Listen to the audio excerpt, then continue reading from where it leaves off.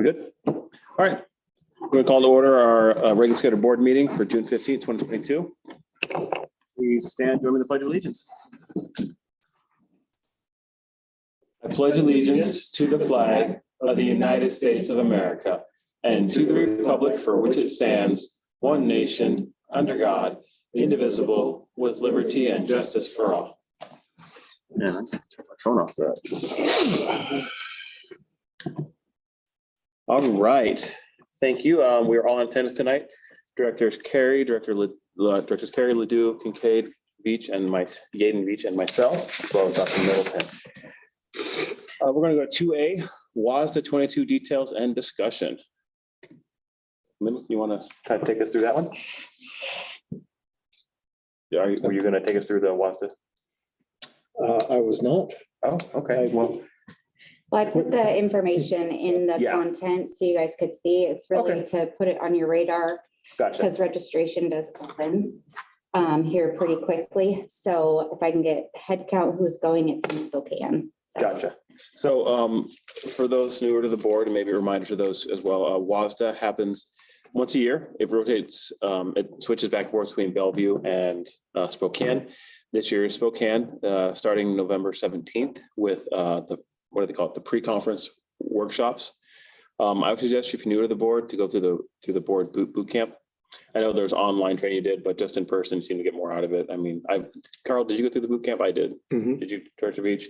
Would you agree it's something you can get a lot out of? A whole lot, yeah. Yeah. Yes. So if you are going to attend, let Melanie know ASAP so she can get room booked, as well as get you put in for the boot camp. And then there's also the law conference, and this year is with the Road to Belonging is Paid with Dignity is the other pre-workshop. So yeah. The other thing about that conference, or the requirement now of directors, is getting X amount of hours in equity work. And I know that they wanted to provide that at WASDA this year. Yeah, so you don't necessarily have to go to the pre-conference workshop, but like corrected what they're saying, it certainly makes sense. I know Melanie, you saw, I said, yeah, I'm definitely going to go, including the pre-conference workshop. I always get a ton out of WASDA, and it's, you get a good bit out of the meetings and the conferences and stuff like that. But honestly, what I get out of it is discussions with colleagues around the state about, realizing that our challenges are not so different from challenges of other districts, but hearing other board directors and talking about how they've addressed those challenges and things they've done. And it's been really, really valuable to me in kind of setting my goals and my priorities as a school board director. So I highly encourage that we all go this year if we can. Also, we have a published meeting while we're there, or actually it's just kind of a dinner where we all get to have dinner and stuff like that. It's technically a meeting because we're all there. So, but that's always really good just to, Break bread. Exactly. Yeah. So I'd love to see you guys all there. I'm going to plan to be there. And I love, that's how I spend my anniversary every year. My wife loves it. My birthday. Yeah. Either my birthday or my anniversary. Yeah. So great timing every year. My wife is such a fan. So yeah, any questions, feel free to reach out to Melanie about registering, or any other board members. We can talk you through it. Do you typically drive or So fly? Because I was thinking mountains. drive. Drive. I've never had a problem driving. I've driven every year. I'm going to try to fly this year. Oh yeah, I got Payne Field. That's a I good was point. thinking Yeah. about it Fly this year. because flights are cheap. Usually I get stuck driving the district van and carpooling people over. It's my blessing. Usually because we got to take our reps. They come as well. So I usually end up driving, but I mean, yeah, Payne Field, that might be pretty convenient. All right, any other questions about the WASDA conference? All right. 2B is policy 6022, minimum fund balance requirements discussion. Dr. Middleton want to have a discussion on this. This was something that we put in place, I believe, in October of 19. And we went from, let's try and get 5% to, this is our goal. We're going to be a 5% minimum. And we spent 2 years making some progress. When this fiscal year is done, we are not going to meet that goal. We're going to be closer to anywhere between 3.5 and 4.1% of the fund balance. And to me, this is crucial. When I do my superintendent report, we're going to see what other districts, where they're at. And they are all, or a number of districts such as ours, we're negotiating this year. They have the luxury of having incredible fund balances. I mean, double-digit fund balance. And here we are, we're just trying to get to the minimum. I have noticed that Mukilteo and Monroe have actually some wording in their policy that when it comes to negotiation, they will never go below 5%. And so it's some wording that I think we might even want to add once we hit that milestone. So just wanted to share this with you tonight, and you might have comments and board comments on this, but this is such a priority for us. And in our policy, it does say if something happens during that year and we're below, I mean, those are things that happen. Well, certainly, despite the COVID relief we received, we still needed to hire staff and provide for the immediate. But I am so ready to get this back on our radar and making this a top priority. And I believe that's where a number of you, if not all of you, are at as well. I think for the record, I wouldn't mind actually reading this if I might, just so and those watching or newer members. It's minimum fund balance requirements. The Board of Directors of the Granite Falls School District realizes the importance of maintaining a sufficient fund balance to assure sound financial practices and management. The Board of Directors also realizes that in order to be fiscally responsible to the community, it is necessary to maintain a sufficient fund balance to aid in the achievement of good bond rating, which would provide for lower borrowing costs in the future. To this end, the Board of Directors of the Granite Falls School District directs the superintendent to maintain a minimum fund balance of 5%, beginning with the 21-22 school year, based on recurring fiscal year expenditures, which will be reviewed annually.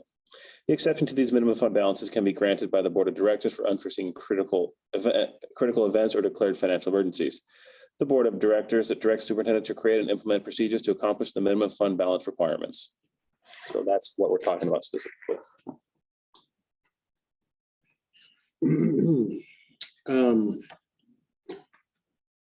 If it's okay for me to talk. Of course. Obviously, we've got a couple of things on the agenda today to talk about finances and stuff like that. So I'll save some of my comments until that time. But I think our projected fund balance, forecasted fund balance is like 3.3 or something like that. So I guess just to set the discussion, 3.3 is still going to be, correct me if I'm wrong, Marshall, one of the largest fund balances we've had. So I guess in this discussion where I'm really disappointed and I'm challenged by this information, I guess I don't want us to lose sight that we're moving in the right direction.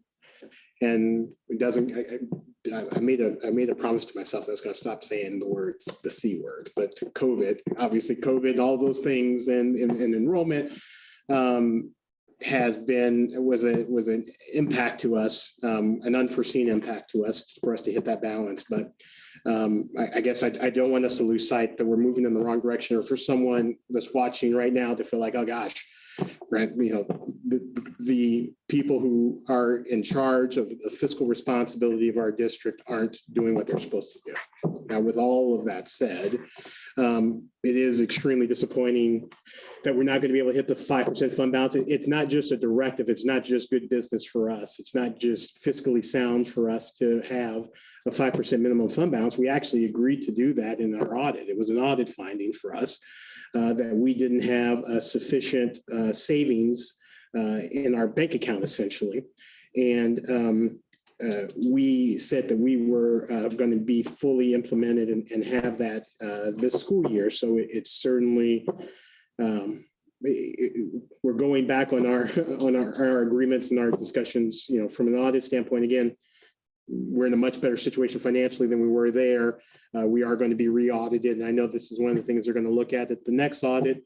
And we can certainly, revise that and respond accordingly the next time the state auditor is there. But we are never going to be in a situation where we aren't dipping into the negative until we have this 5% fund balance. And we actually need more than that, but we're always going to see business reports that have, $200, $300, $400 in the negative until we get there. And we really, really, really, really, really need to work harder than that. I mean, one of the things that annoys me most about politicians, and I guess I'm a politician, I guess we are all politicians, is when they don't do what they say they're going to do. And I said that we are going to hit a 5% fund balance by the end of 21-22. I can give you 20 excuses on why that didn't happen, but I said that that's one of the things that we were going to do. And clothes only counts in horseshoes and hand grenades. So I take this one on the chin. This one happened under my watch, and I'm not happy about it. I can spin it any way I want, but I'm just going to take this one on the chin and say something that I wish a lot of politicians would say. It's my bad, and I'm going to do better. So that's my 2 cents about it. Any other comments? I do want to echo that. I mean, Director Karen and I were on the board at a time when we were severely negative and barely had fund balance. And we've worked really hard to get to where we're going to end up. We are falling short, but I still have hope. That makes what I'm trying to say. I mean, we are in the right direction. We are getting things done the right way, but we're not meeting our own timeline. So we are going to get there. I don't think the commitment has changed. So, all right, let's go to item 2C, board comments. We'll just go. We haven't been in this room in a while. We'll just go from the end to the end. Is that all right, Director Carey? I was hoping you weren't going to start with me. Well, I don't start with me ever. Yeah.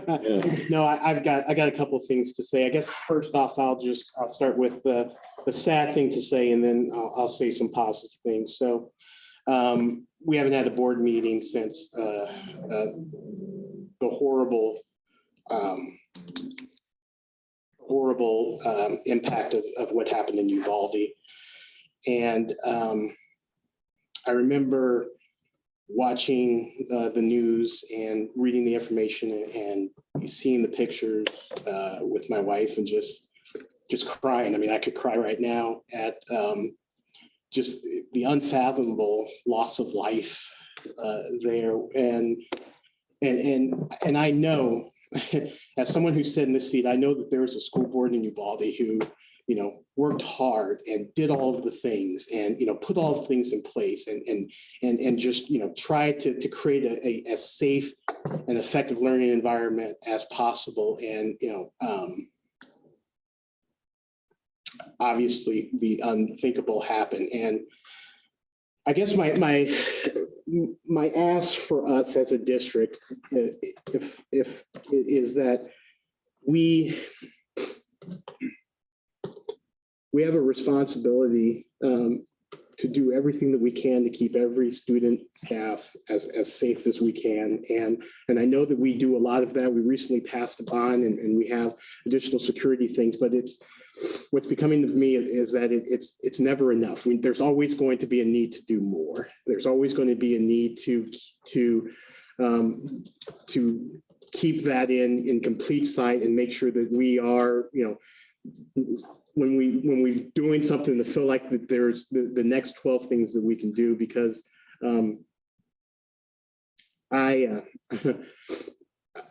there's a Grand Canyon full of hurt in that community, and I don't ever want to be in a situation where we have something like that. I mean, Marysville, that touched me in many ways with kids that I knew in that building. So I guess that's my ask. And I know, Dr. Milliton, that you do that, but I mean, we have to do everything that we can, and then even 12 times more, because that is, it's just heartbreaking. It's unfathomable. So that's all I'm going to say about that. Weird transition, but or tough transition, but graduation was really, really nice. to be able to see kids at that stage of their life. I know so many of those kids personally, have coached them in football, and to be able to stand there and shake their hands as they cross the stage and we hand them their diploma and they're on to their next great adventure. It's one of the things that I think about when we deal with challenging things, is that the things that we do help kids get to that situation in their life or that point in their life. And I've been to many graduations, and the school board doesn't, and a lot of, especially large district school board, doesn't participate in those graduations. And I really appreciate the fact, Board Chair Robert, Dr. M, that you guys allow us to be a part of that, to be included in every single graduation, to be able to really see the why, of the work that we do, and to celebrate that time along with staff and stuff. So thank you so much on that. Then just one last thing. I wanted to, again, just kind of speak from the heart and just thank our board chair and our vice chair. Director Butler, I know it's been a really tough season for you personally, with all of the things going on. And I've always appreciated how every time, no matter how busy you are running your own business, large family, how you've always been completely accessible to me, how you've answered the questions, how you've been there to talk about the hard stuff, right? And I wanted to say that I appreciate your leadership a lot, and I appreciate your dedication to this board. And I've sat in your chair, and I know how hard it is to manage everything. And I just want you to know how much I appreciate you. And then our vice chair, this isn't going to come to surprise anyone, but Director Beach is way smarter than I'll ever be in my entire life. I've had conversations with Director Beach where she's torn through stuff, and I'm thinking to myself, how long has she stared at this computer screen, tearing through this information and providing this and saying, hey, what about this or what about that? And you make us better, Director Veach, and I really appreciate having you on the board, and I appreciate your diligence, and I appreciate your question asking. I appreciate you telling me I'm wrong when I'm wrong, because I need that. And I'm really appreciative of you too. So that's all I have to say. Peter? Yeah, I'll be pretty brief in my comments. So first and foremost, congratulations seriously to all the grads. It was an amazing experience to sit there and watch the elation as they were coming across the stage, and to see that they've hit this, what a lot of people consider like this first huge accomplishment milestone in their life. So really great accomplishment. Congratulations to everybody there. The second and final point that I'll bring in on is it takes a village, all of us banding together within this community to make sure, first and foremost, that we don't lose the ground that we've made up this year, right? Every fall, students tend to reset, right? You get 2 months off, and it's easy to fall back into your ways. And it's been really difficult with COVID over these past few years to regain the ground that we've lost. And we had the first full year of in-person instruction, and we've caught up a lot of ground. I sat through a ton of great presentations by all the schools of all the progress that we have made. So I ask, I beg the community, parents, guardians, everybody to just work with your students, work with your kids to make sure that they are, I understand there's going to be some fallback, right? Summer's a great time, it's fun, but read, math, something, keep the gears greased, keep everything moving, so that we don't fall back. And Carl bringing up the Uvalde piece as well. That's also where, our community does, we just need that compassion for one another, and just to be there for one another. And so in the same way that we don't want to lose the ground from the education, and we want to be there for our students, we also need to be there for, lending a helping hand for people in the community. If there are going to be kids running around the city or, around town, looking for things to do and whatnot, be a compassionate hand, be helpful, be a good shoulder for the youth to lean on, so that we can make it just a better community in general. So I'll leave there. Thank you. Yep. Carly? I just want to say what an honor it was to get to be at the graduations, to shake their hands, like Carl said, as they go on to their next adventure. It really was an honor. It was a lot of fun. And it was really cool that we got to be there. And then another thing I wanted to say, I didn't get to go to the Monte Cristo one, but I was at the Mountain Way field day, and just to see those kids finishing out the school year, running around so excited, just to the staffs of both of those schools and all of the parents who were involved, it was a really cool day. So I'm glad that the littles got to end their year on such a good note. So. Tina? I didn't prepare comments. The few things I have in my mind, I feel like after you guys set the bar high. So I think I'm gonna reserve most of my comments and just congratulate the graduates, congratulate staff, and shout out to Skylar Williams and the band for playing Pomp and Circumstance for quite a while. I heard from some of those kids that that was a marathon for some of them. And I'd like to recognize that effort and acknowledge that we appreciate it. They did a fabulous job. And yeah, thank you.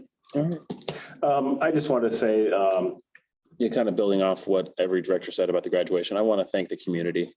It's not something that the schools did. It's not something that even the students did. It's something that we as a community did. All their success is everyone's success, if that makes sense. So just want to say thank you to everyone for that. So, all right. We're going to move on to section 3. This is where If you'd like to, yeah. okay. And I'd like to make a motion that we remove 6F for the first reading to adopt policy 5251 conflicts of interest. I've been working through and studying the policies of other schools. Should we get a second before we discuss it? I'm just what procedurally? second. Okay, Okay. cool. Yeah, I procedurally. Yeah, go ahead. Sorry. Okay, sure. I just have been working through looking at the policies of other districts that have sort of that are just better, I think, than what WASDA has put out as a base framework. And I'm interested to see what we can incorporate here, but I feel like I need a little more time to do a good job. So I'd rather bring to the board and bring to the community a policy that is a best effort versus rubber stamping WASDA on a first reading. I'd like to bring a clean copy to a first reading. I have a different opinion in that, in the sense that I think we pay WASDA and their lawyers to vet policies for us. And it's money we pay for them to do. We can always come back and adjust the policy anytime we like, but this is a policy that doesn't exist currently. I'd rather have something on the books while we look at changing something. I'm not sure how long that would take. So that's kind of where I stand on that. I'm not opposed to the idea of changing it to mimic, best practices. But as we don't have anything on the books right now concerning this is a brand new policy. I'd rather have something on the books while we look at changing something. So that's my thought on that. The reason I seconded and why I'm okay with this is because in conversation with Director Veach, there was some really good feedback on, as she said, some of the things that other districts have in there. I thought about, okay, well, maybe we could just do that in the second reading, but it sounds like those changes are going to be potentially significant enough that doing it in the second reading, agreeing to all of that, and then approving it for a final, approving it to be done seemed like too much. So I was comfortable with giving her a little bit of time to put that together and put it, I don't think necessarily, not that you don't make a good point, Director Butler. So he's calling you RB, Director Butler. I'm okay going just 1 month to July or something like that. I'm comfortable with that, which seems like a realistic time frame, I think, for you to be able to put it from the board. And then maybe the board decides. So maybe at that point, first reading, the board says, I don't want any of these changes. And then we're back to where we started, right? And then we can do a first and second reading. So perhaps it's valuable to add that I'm basing my request also on some feedback and some suggestions that I did get from our attorneys after passing it through them a while ago. They suggested 4 different school districts that we look at and consider. And there's parts of those that I think could be valuable to Granite Falls. Yeah, I just want to clarify, I don't oppose any of that sentiment. I just think we don't have anything on the books. I think getting something on the books, because that might take a month, it might take 3 months. I don't want I to don't have, think it'll take 3 months. I'm working on it. but I can't guarantee either way. That's what I'm saying. I can't guarantee it. That's my thought process. I'm not opposed to editing it and making it our own, or, we don't have to do it at second reading. We might come back, and if it's rating time, so you know what, we're going to scrap that. Here's a new one. That makes sense. I don't want to we could always come back and, we instead do a second reading, say, hey, you know what? Here's the new policy we're going to do instead. And just that one dies. That's what I'm saying. I'm not saying don't edit it. I'm just saying we don't have anything on the books right now. That's my concern. And you make a good point. I guess the only asterisk I'll put to that is technically until the board passes it after a second reading, it's not on the books. Yeah, that's what I mean. But I mean, instead of, because if we don't do it now and we don't change it, then it's going to be another month out because it's got a first and a second. Okay. And there's a lot of what ifs where I don't think it hurts to get the first reading down. And then if it's ready in July, like you say it will be, then we'll do that one instead. That's what I'm saying. We can abandon the first reading and do another first reading of a new policy. That's my thought process. I mean, I guess technically procedurally you could do that, but I don't know so you're saying make a motion, the thought, I'm just playing this out, I'm thinking out loud. So Yeah. you could approve it today, No, just the first reading. just the first reading. Yeah. And then you're saying at the second reading of that reading, you could say we're rejecting that policy. You make a motion to reject that. First reading of the other. Oh, the other one, yeah. So you're in Procedurally. exactly the same place. You're still not ending up with a second reading until But what I'm saying is that if you're not ready in July, we can have something on the books until you are ready. I commit to you, I will be ready in July. Is Okay. there a, Should I remake the motion so that I can officially put it on? the No, we have a July motion on the agenda? table. No, it's, We have a motion on the table. I guess my question is there a negative consequence I'm not seeing for just passing as it is right now, the first reading? I can't think of a negative consequence. Well, that's what I'm wondering is because we're either going to, regardless, we're going to have a first reading of a new policy next time around. Or this. What, Oh, are you talking? Yeah. the new proposed one Yeah. from Director Veach, we're going to have a first reading of that next time, regardless of whether we accept or not. Yeah. So that is Contingency. First reading on this, does that, Up with an answer at the same time, either way. okay, So there's no benefit to doing it. There's no drawback to doing it unless. what I would of call a course- poke or a push. Yeah. Yeah. I will tell you the reason for me is I feel like, for me, this is me admitting that in the past, there have been many times that this board has said to me, just pass the first reading and we'll fix it on the second reading, pass it and we can come back to it and adjust, except we don't. Well, And it goes by the wayside. No, we don't. I haven't done it. I'm not pointing fingers at anybody but me. I haven't come back. It gets there, all the things the school board is asked to think about. Mhm. And that second reading that I was going to look at a little closer drops off my radar. Yeah. So if I leave it so that it's an open item that I have to follow up on, it's on my radar. I'm actively working it. Am I going to forget it, or should we hedge our bets that Director Veach might forget by July? I guess that's up to you guys.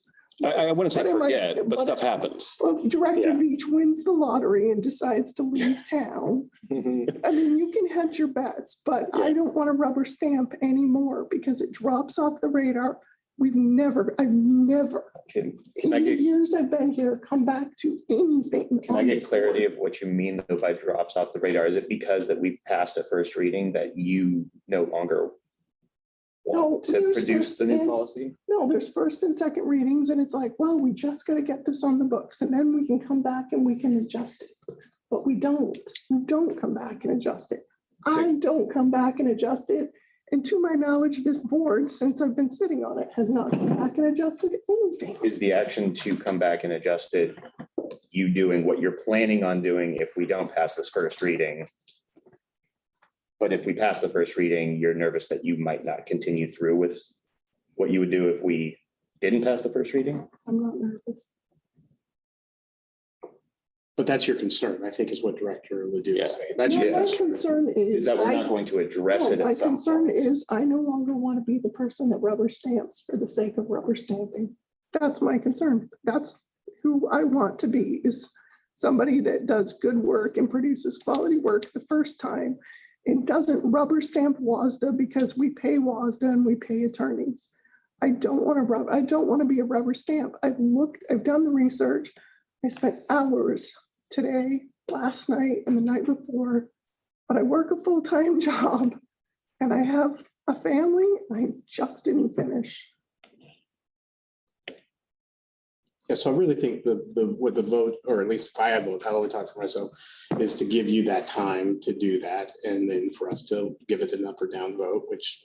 Well, yeah, so the motion is to whether pull it off the agenda for the sole purpose of her writing a policy to provide us Right. next month. Then give us an up or down vote on it. Yeah. Say- And the only contention is I like the idea of the work being done. I just don't see why we can't just get the first reading done. And if everything's done in time, we'll just replace it and do a first reading next month. Yeah. I mean, it's not hedging the bet against you forgetting, it's hedging the bet against something happening. I mean, we don't know what's going to happen. That's what I'm saying. It's not a hedging a bet against Tina, it's hedging a bet against the world. Yeah. So I don't want you to take it like against Tina, it's against the world. I mean, we don't know what's going to happen. And we don't have any policy, like this is a brand new policy. It's not a replaced. new policy. We are very far behind in adopting it. It's not a new policy. It's new to us. Call a spade a spade. It's not new. Everybody else has adopted it. I'm speaking to us very and improved it. clearly. It's a new policy for us. I said that from the beginning. So the motion was to pull it from the agenda. And so we have a second, so we'll call it to a vote. All in favor of pulling it from the agenda? Aye. Any opposed? We'll go nay on that. Okay, so it does pass. It's pulled.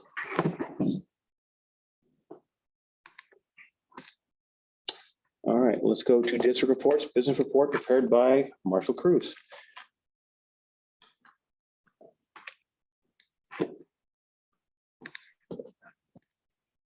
I just wanted to highlight a couple of things and take questions. Highlight is obviously our enrollment. Our enrollment is one of the few districts in the state with increasing enrollment, and we expect that to continue for the foreseeable future.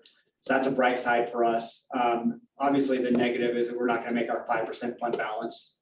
And honestly, I think if we didn't spend all the money we needed to spend this year to keep school running, we probably would have had a really hard time getting through the school year. We've had to provide lots of COVID absences to staff and substitutes for that. We've had to have a lot of extra staff on hand to manage behaviors of students who haven't been on campus in a couple of years. We've had to have extra teachers. Utility bills are higher because we've had to run our air conditioning system to its full capacity all year. We've had to buy more expensive filters for our systems. It's just been very expensive to run school this year. And I think it's really the only way for us to stay open. So, I mean, we're going to go sideways this year, but it just had to be done, I think. Any questions? Board, any questions? Yeah, I'll jump in. Yeah, go for it. So Marshall, the fund balance is based upon our balance based upon the point of time in August, right? Yes. Okay. So, and you don't have to tell me specifically, but right now we are about, I don't know, $160,000 off of budget. I saw you're updating our forecast, closing fund balance in August, 1.3, which I said 3.3, it's actually 3.7% fund balance. And we had budgeted a 1.9% fund balance, 5.5. So what's happening between now and August that's going to take us from $170,000 off budget to basically like $640,000 off budget? We're going to. And just at the high points, it's a Okay, tough the high question. points. Yeah. So again, the $700,000 fund balance that we're at right now is also just a point in time. Mhm. So a lot depends on when bills come in. So like Stevens Transportation is a little behind on their billing to us because transportation's been kind of crazy. So we've got a couple of outstanding Lake Stevens bills that will contribute to that. Billing's a little slower this year, so we're probably, a month and a half behind, 2 months behind on billing for a lot of things. So the $700,000 point in time, Just to clarify, on us billing for some things or No. for someone else billing? someone is billing us Oh, okay, got to pay them. Got it. So all that will catch up at the end of the year. And we're gonna dip negative the next two periods because June and July are May and June are our smallest revenue months of the entire school year. That's designed by the state. They like to fill their coffers at the end of their fiscal year. So they allocate us the least amount of funding for the whole year in May and June. And I'd argue those are probably our two most expensive months. So July and August will get almost 30% of our total revenue will come in July and August. But we are a little behind in people billing us for things. So that's where that's coming from. We have encumbrances out there. So we know how much we owe people, but until we get the bill, we can't pay them. So we're basing it on all the encumbrances we have. Got it. So the reason I asked that question again, I'm not looking for any specific answer, but is there any opportunity or is there any opportunity for us to, I'm not saying obviously not pay anything or anything like that, but to, any operational costs or that we can, or efficiencies or anything that we can do to try to make up some of that ground between now and August? I would say we've already incurred the expense. We just haven't had to pay it yet. So there's really, we're gonna do everything we can to try and increase our fund balance, obviously. But there's that wiggle room is probably in the $200,000 range, plus or minus. It's not a big number like $600,000 that we can wiggle through. Got it. Okay. How comfortable do you feel with the 1.3 forecast? 75% level of confidence. I think there's a little more downside risk than upside benefit. The range is probably going to be 1.2 to 1.4. So because I know in past years, one of the things that I've seen is like overtime or those unallocated or unknown, like overtime hitting at the end of the year, stuff like that. You think we're going to have that too, kind of coming out of nowhere, someone that was like banking overtime? I think we've been really good about making sure people are turning in their overload and everything, but payroll is up to a month behind. I mean, that's just the way it works. When somebody works their extra hours in May, they're not going to get that until the end of June. Yeah. So there's a little unknown for May and June. But I don't think there's going to be any big surprises out there. Okay. We know the people that typically have the large amounts of overload, and we've been pretty upfront about making them turn it in on time. So I know we're going to also, as part of the agenda tonight, we're looking at doing a budget revision based on obviously unexpected enrollment and all of that. And that's a specific number. Is there any contingency built into that budget extension? And we can talk more about that later. There's there's contingency built into that. There's about, I think, $800,000. Okay.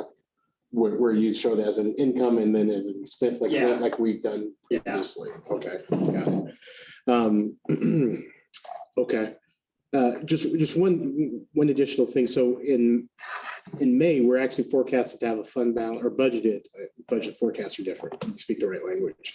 We're budgeted to have a fund balance of 455, but you're saying we're actually going to dip negative. Yeah, we're going to dip negative.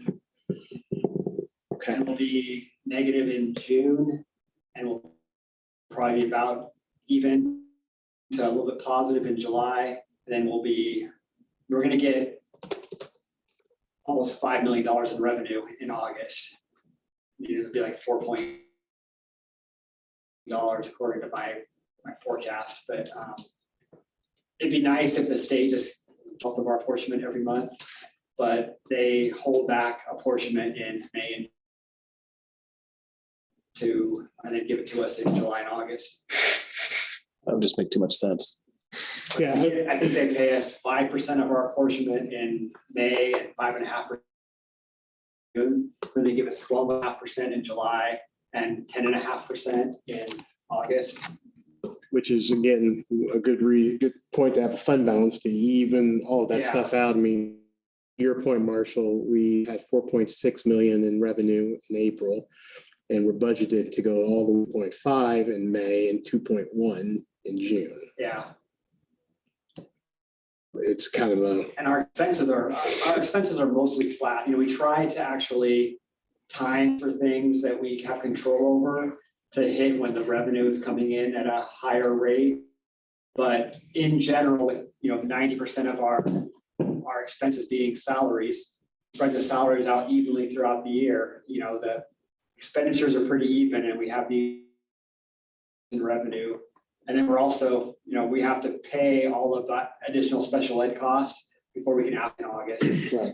So, Is that part of the budget, the safety net yes. as part of revenue? Yeah, there's a certain amount of, I forget the number, but I just see a line item for it. Yeah, add it once we get it, the line Yeah, item. it's in the main budget. It's in the main budget. We budgeted.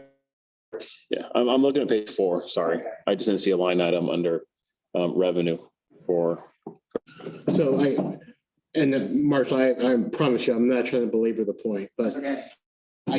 if we say 1.3 million and that's the fund balance, that's fine. I guess I just don't want 2.98 million. I mean, like, how comfortable do you feel with It's not gonna be 1.3? 2.98. It would be, I feel comfortable. Okay. That was what I was hoping. Yeah. That's all I've got. questions. I kind of interrupted with my question, sorry. Thank you. Are you going to talk about the other stuff? Sorry, that's all I had for that. Are you going to talk about the capital? Yes, you're here to answer questions, I guess. Yeah. Do you mind if I Go ahead, go back, it's fine. I'm sorry. I noticed in your report, and we've talked about this, that this fund has finished about to fill our obligations this year, transfer $300,000 of force revenue to capital projects. Can you just briefly talk about how actually I've heard that some people had a concern that we could do that, or how could we do that? Do you mind just talking to how we can do that? Yeah, I believe there's a WAC. I don't have the WAC memorized, but it's in our accounting manual. It says that if we receive state forest or our debt services fund, we are allowed with a resolution and passing a resolution to transfer that money, and we can accumulate it for years and years and years. So if we wanted to, it could be as long as it was state forest money, we can let that grow in debt services for as long as we want. Transfer that over to capital projects and use it for anything that the capital project fund is approved, used for. So, and that resolution, I think the board approved maybe a meeting or two. Yeah, along probably those 2 days lines. ago. Yeah, and so at that point, so it's essentially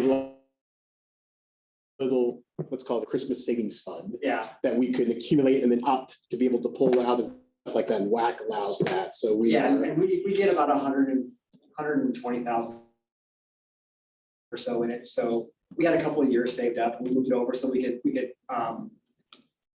get ahead of our technology purchase a little bit and buy some things a little quicker than we were going to be to do it. yeah. And capital projects, obviously, we can't pay salaries or anything Right. like that. Capital projects goes to building repairs, stuff like that, right? Yep, absolutely. Yeah. Okay. Director Carey, if I might add, that's a great question. And it's not just the board that approves that, but the ESD to get approval as well. Oh, I didn't know that. Thank you. There are Right. multiple processes and Right. We hadn't done this in my time here, so I had to go to ESD and try to do it. And they sent me the instructions on how to make the transfer. We have to go to the snow machine. They have to do the transfer on their end as well. It's a really big process and involves a lot of agencies and a lot of. And most importantly, a lot of checks and balances. Right? Absolutely. Everyone is going, Yeah. yeah, you can do that, you can do that. Okay. Right. I just wanted to assure again the people we serve that Yeah, we're working within the bounds. So, absolutely. thank you. That's all, that's truly all I've got. Sure. Is that any other questions, board? All right, superintendent report presented by Dr. Middleton.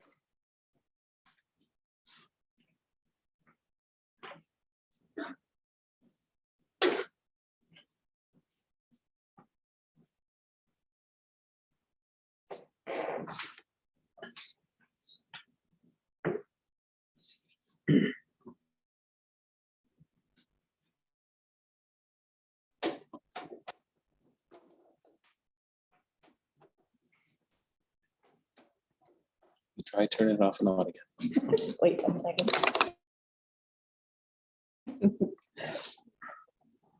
Stay blue. Yeah. Still blue. Hey.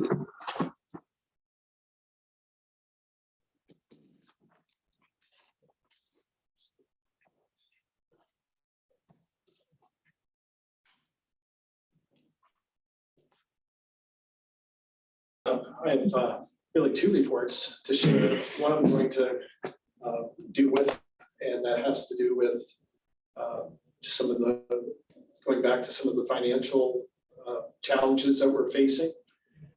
And really looking at fund balance again and how we compare with other districts.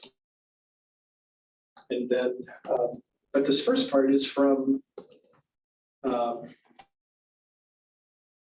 with Success in Ed. When we had a large audience, my intention was to share some of the highlights of the school year, especially with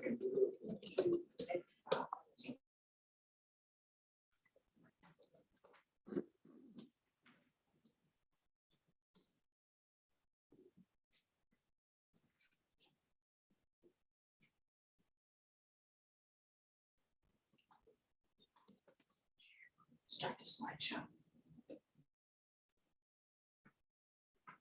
I think it's set up so if you go to the slideshow, the slideshow that'll pop up.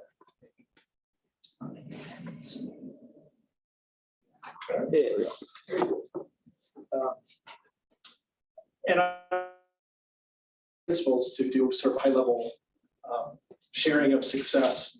And I appreciate being excused from that meeting. There was some family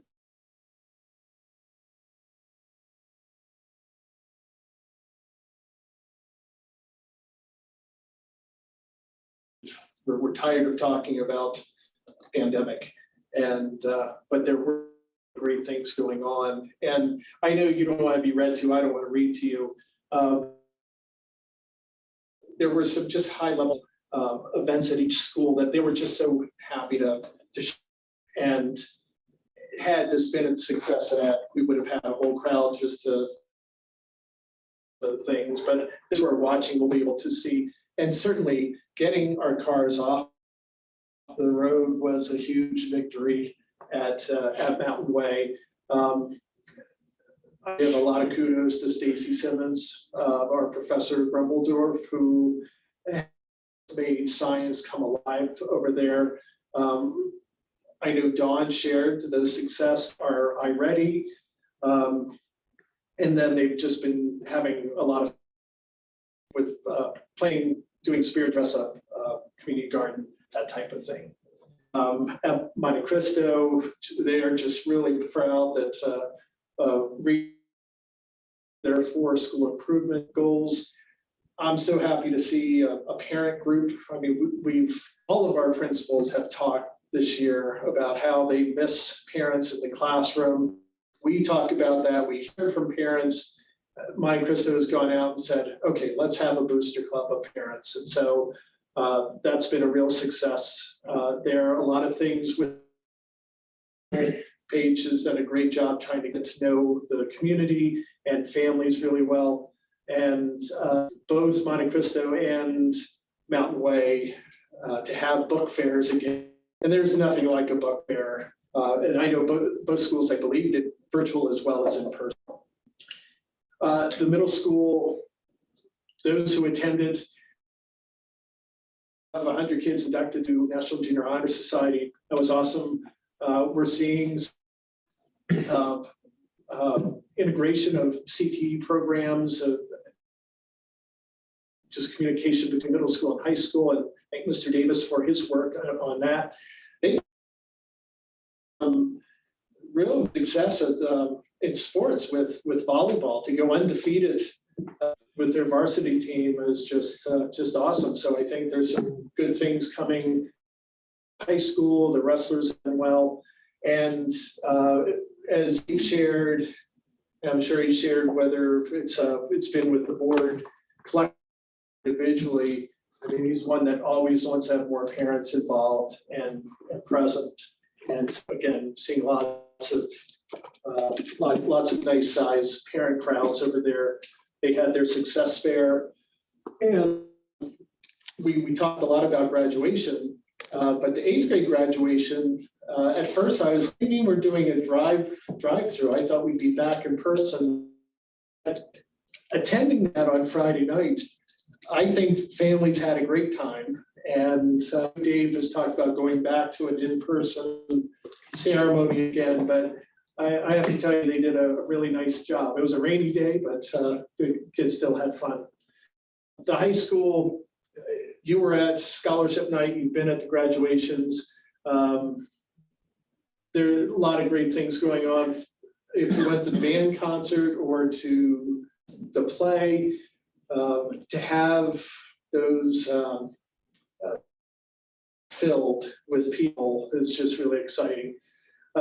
Culinary arts started this year, and they've carried events, and again, some great athletic accomplishments as well. And again, some state competitions. Crossroads, they were really the home of our remote learning for high school this year. They service 60 students. And I don't know if you caught this at the Crossroads graduation, but 5 students were remote students. And so that was great to see them finish up. They started a journalism class this year, which and they also had online newspaper, but they were going into some multimedia too. And so, and of course, we've talked about some number of times. So anyways, I'll share this and we'll get this posted as well. But I wanted to just hit some of the highlights because we talk about how difficult the year was. There's a lot of things to celebrate as well. All right, so one a little bit shifting gears. District funding, IPD, and fund balance. I believe you have this. So we'll sort of fly through slides that are a little bit more wordy, but I thought it was important to go through. Marshall. We actually don't have that on our agenda. We didn't get that. It wasn't in our board docs. I'm sorry. The slide isn't in our board docs. Yeah. Oh, I emailed out to you guys on Wednesday of last week. Okay. This is okay. Gotcha. Yeah. This is that. Yes. okay. So I appreciate Marshall developing this, and we talked a little bit this morning because when we talk about IP implicit price deflator and all of the who are in the middle of negotiation, IPD is oftentimes a reference point. Certainly we get it. I mean, the IPD for this year is 5.5%. But the headlines, I mean, we're all dealing with inflation. And so just a couple of examples, Wall Street Journal, 8.6 in May, 40-year high. We saw today the Fed actually raised the rate by 0.75. And then just, what are the signs toward recession? So there is certainly a lot of concern for our economy. Again, is that it's not, we don't use the COLA or consumer price index. It really state-selected mechanism or index. And again, this year, we'll just go to this next slide. What is the IPD forecast? And so you can see, it's 2%. They're rating it going back down again, but for 22-23, it's at 5.5%. What were you going to add on that? Just, it's unusually high in 22-23 because of inflation, but also because there was a massive amount of lobbying done at this last legislative session. And the lobbying was based around the fact that the IPD really hasn't been that accurate since the induction of it in 2017-18 school year. So this 5.5%.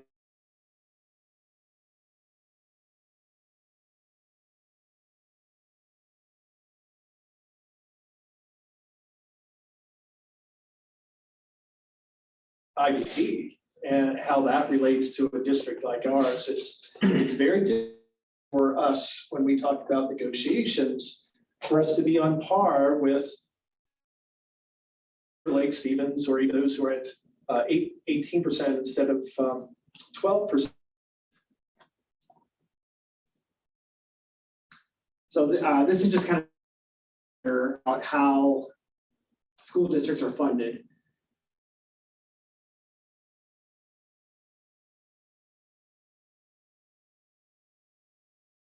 And there's the number of staffing units you're allocated for. So the state salary allocation for the 21-22 school year is right there, 68.7 for a teacher, 102,327 for administrator, and for a full-time classified staff member. So that is the same allocation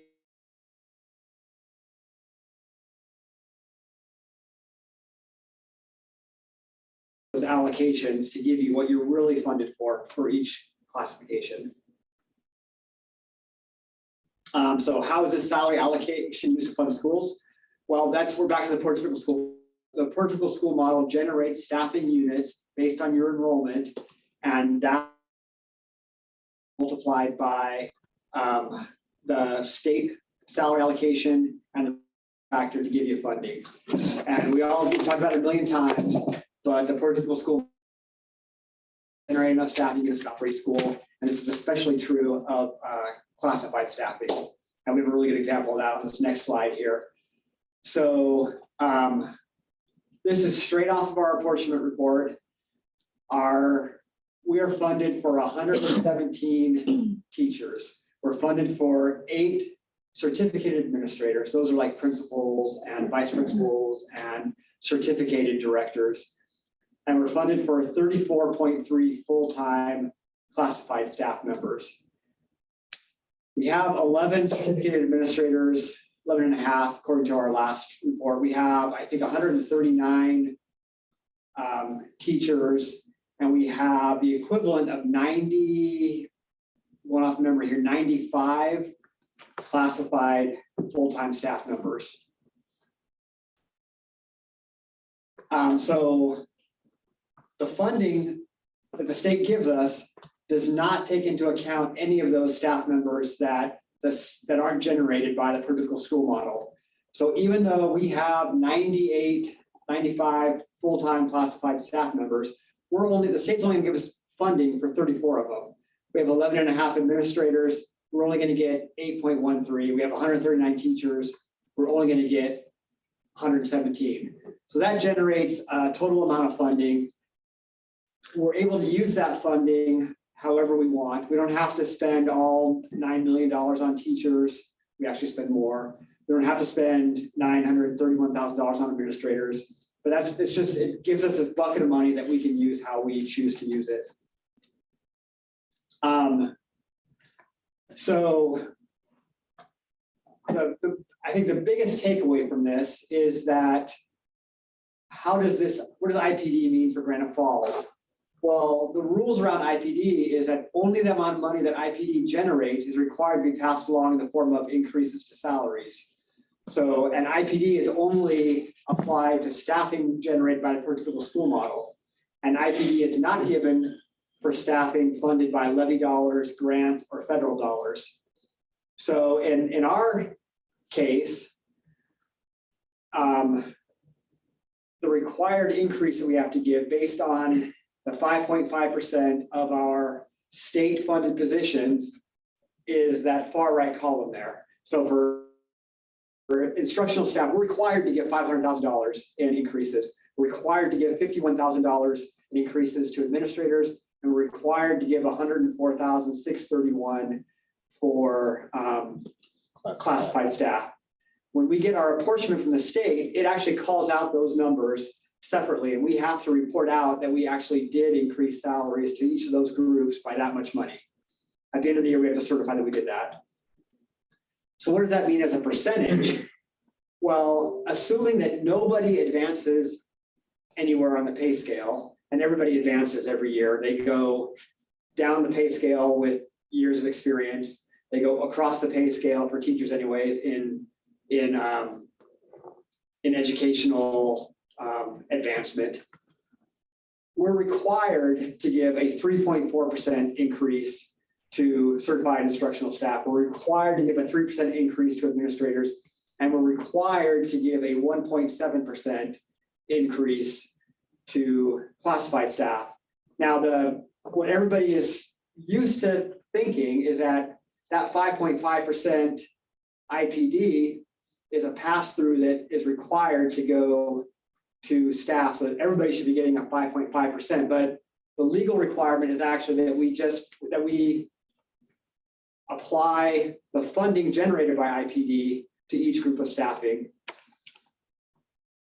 So what does it mean if we actually, if we end up doing 5.5% across the board, or if we do more than 5.5%? Well, for instructional staff, that actual increase is now $814,000. The state's going to give us $500,000. We have an unfunded chunk of $317,000.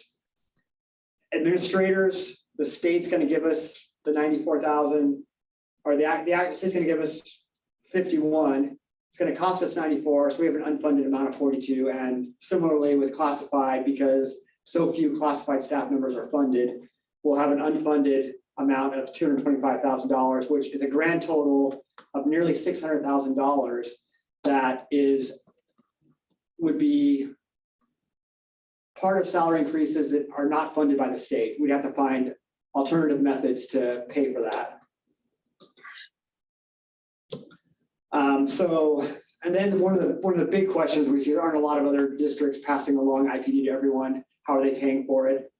So one way that school districts bargain their contract language is, and this was done this way, it's been done this way for as long as I can remember, is they'll say, next year, we're going to give IPD plus X%. So if that X is 2%, they've already agreed that they're going to do IPD plus 2%, which would be 7.5%. So they're obligated under current bargaining agreements to do that. Every school district is in the same boat as us. There is a big gap in what the state is versus what they will have to pass on to staff. And the way they're able to make up for it be drawing down their fund balance. A lot of the budgets that are being built this year are drawing down fund balances to pay this once in a blue moon pay increase. And this last chart here is a breakdown at the end of the 21-22 or 2020, the last recorded fund balances. These are the fund balances of the districts in our area. And second to the last column is the percentage, and the last column is the per student fund balance. And it's kind of an eye chart, but Granite Falls is second from the bottom there. Fund balance was 4.1%. I see the next low 7.1%. I see one other district in single digits at 8.9%, and everybody else is in double digits. And if you have a fund balance that is $10 million and you have to draw down 3 million of that to pay for those unfunded staffings. That's much easier to do than a district like us who has $1.3 million in fund balance and we need to draw down 600,000 to pay that. So we obviously can't draw down our fund balance. So if as we go beyond what the state funds us, we'll be back to the board with tough decisions on where to cut spending for next year. Okay. Yeah, we're headed into our negotiation. And, we have to let negotiations play out in that venue, but it's not much to negotiate with when we're trying to get up to 5%, trying to remain solid. It's we're in a situation. But I mean, at the same time, we all feel what's going on in the world around us, gas prices, home heating prices, food prices.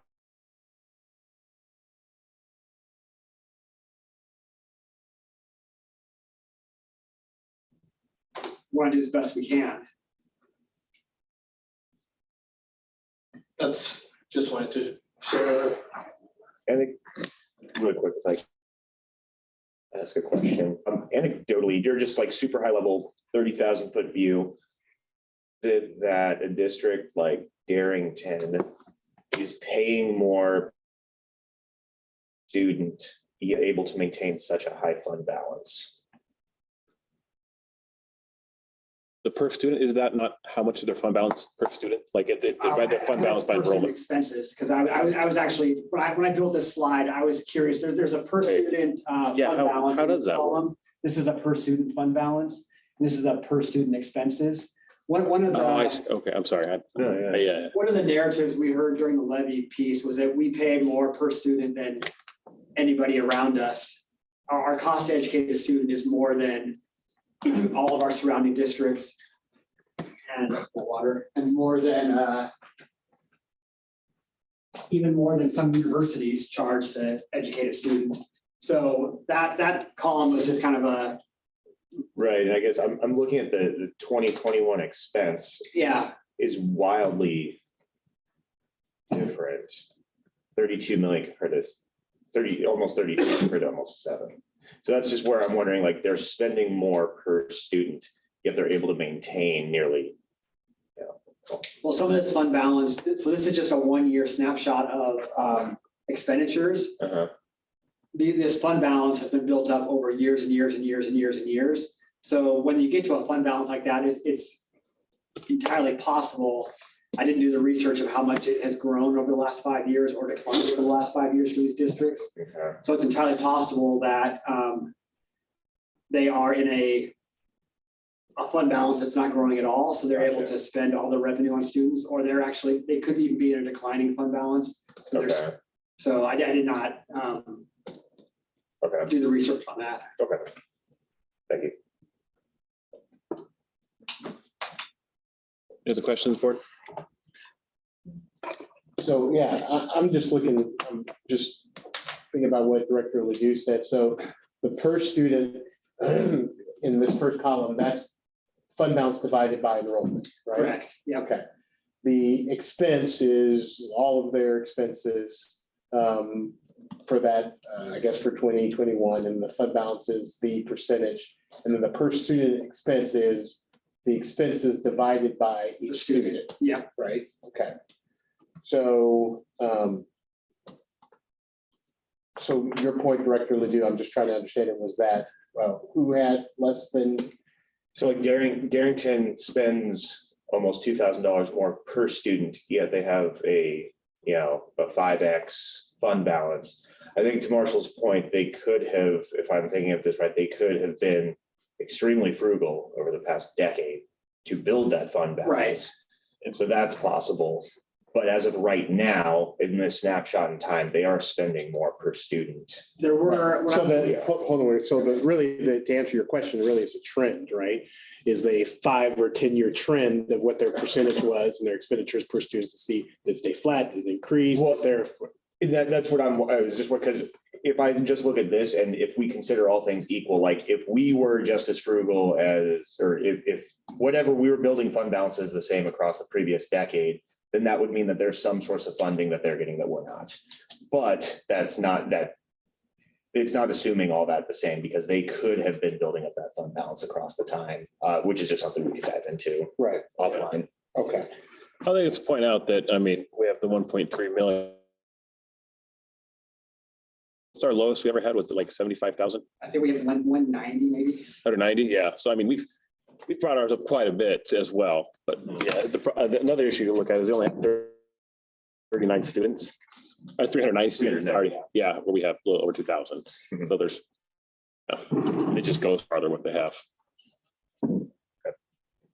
There's slightly different funding models for a school district as small as Darrington. So I don't study when you're under like, I think it's 5 students, there's a little different way that it get funded. So they different funding than we do. Okay. So Marshall, can I just summarize what I heard from you? And you tell me if I'm. So the state is going to increase our allocations based upon, which is 5.5. And that IPD works out, that passive increase doesn't work out to a 5.5 for each classification. It's a percentage, a lower percentage per each classification. Essentially, based upon your slide before, it was a strict pass through of 5.5%.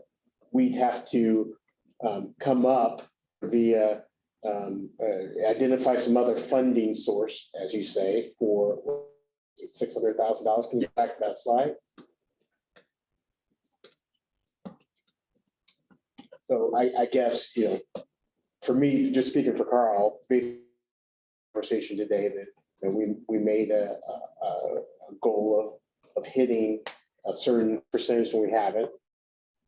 And we still have, even with that, even if we were at 5%, we would still be the lowest in this area.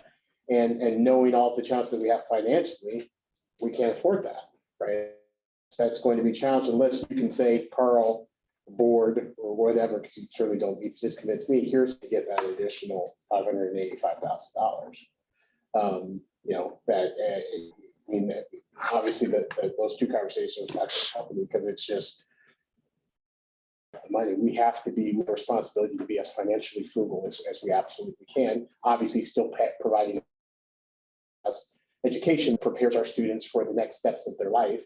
But with that said, we also need to be conservative as possible. So that's my 2 cents. That kind of segues into something else that we wanted to bring up is, do we want to have do the budget hearing and the budget adoption? Yeah, that's actually, definitely. Yeah, we always try to do that because we want the community involved. So that's what we're going to do.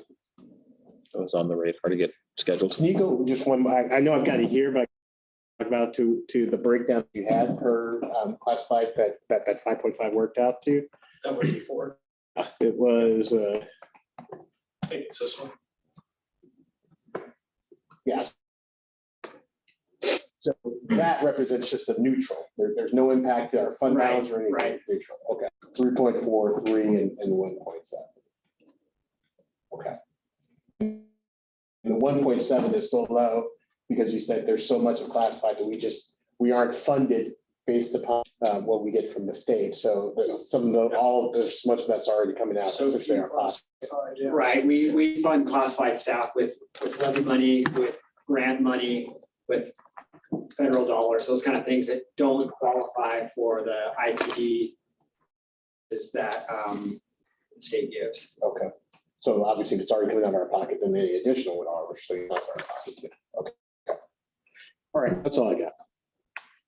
Any other questions? Go for it. Several.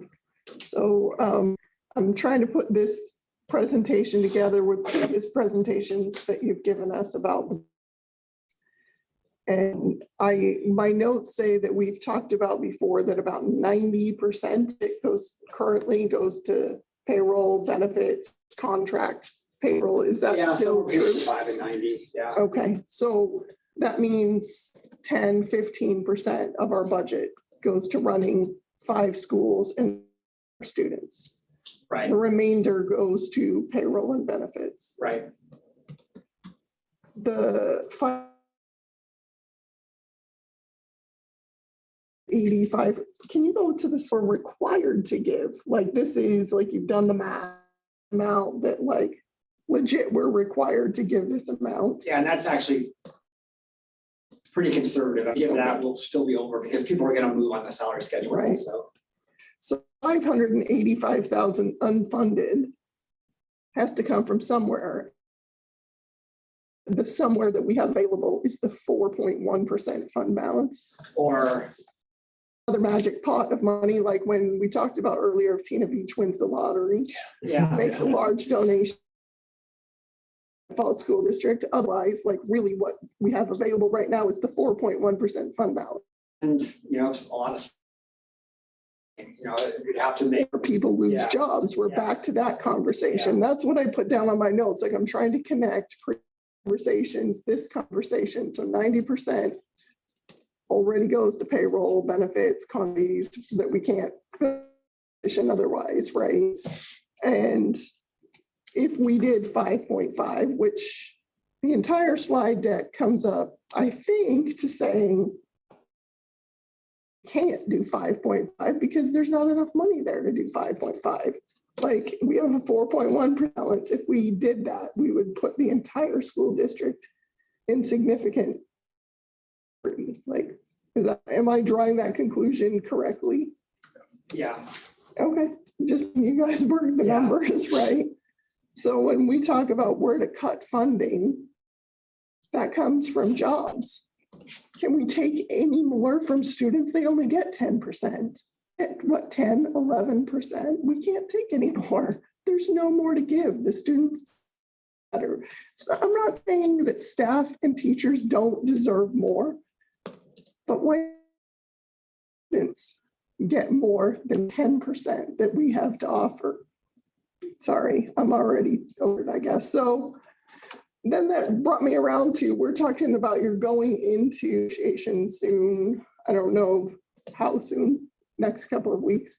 Is there normally, because the board is charged with the fiscal oversight and spending and keeping an eye on the money we have, would it be beneficial to have a board member or normally have, do you have a board member at these meetings?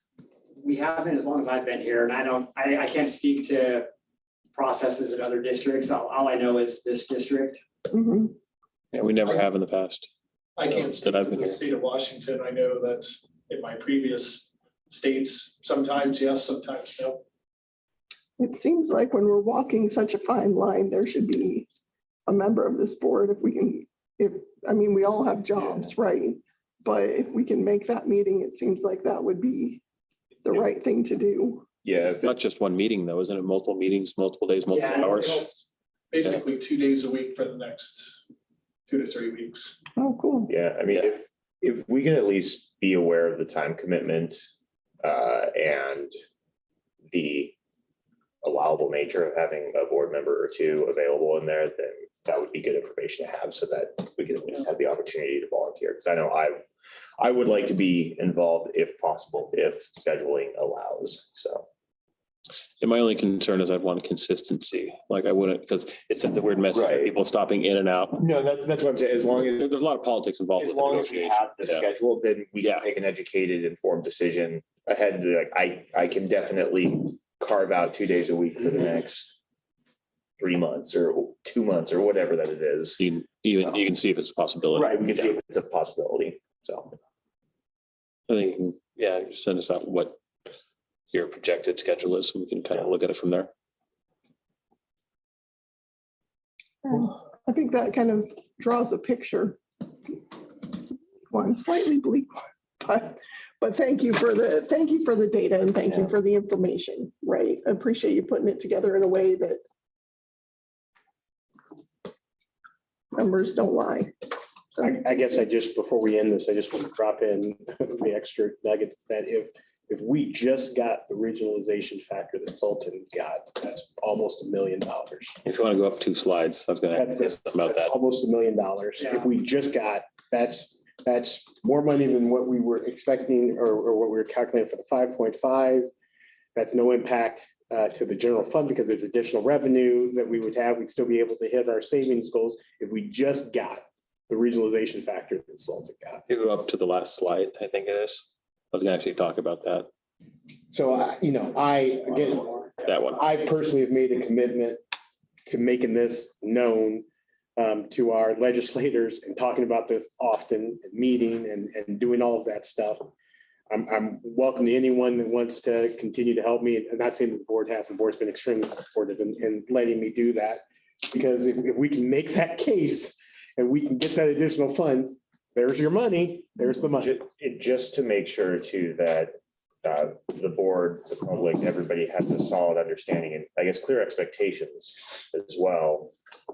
The reality or the time horizon of which regionalization could actually be affected in Granite Falls. Do you have an idea of that? Because I just don't want the public leaving here being like, cool, we'll just get regionalization next quarter and we'll be good to go. Like, is it a They review it when do they review it again? They're going to review it again in 23, 24, I believe, but what we're asking for, the only way that they could change it for us is via bill. So they would have to, next session, they would have to pass a bill.